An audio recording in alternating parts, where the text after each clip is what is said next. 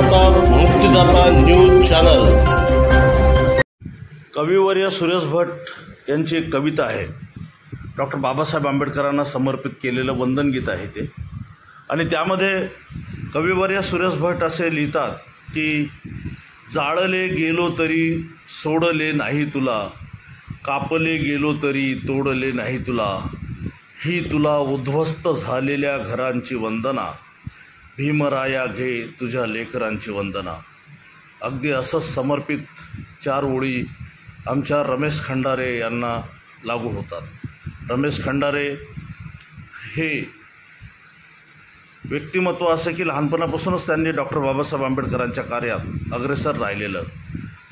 कोणतेही बाबासाहेब आंबेडकरांचं कार्य असो, रमेश खंडारे पुढे असायचा, परंतु मागच्याच महिन्यात त्याचा गँग्रीनमुळे पाय तोडावा लागला आणि तरी देखील त्याला डॉक्टर बाबासाहेब आंबेडकरांच्या मिरवणुकीत येण्यापासून राहवलं गेलं नाही।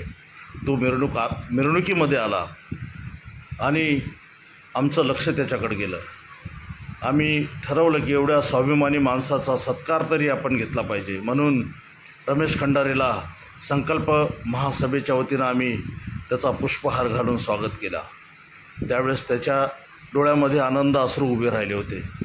खरोखरच रमेश खंडारे यांना आम्ही विचारलं की एवढा जल्लोष चालू असताना, डॉक्टर बाबासाहेब आंबेडकरांच्या मिरवणुकीमध्ये इतका संपूर्ण जल्लोष चालू असताना रस्त्याच्या काठावर का होईना परंतु त्याने मिरवणुकीमध्ये हजेरी लावली।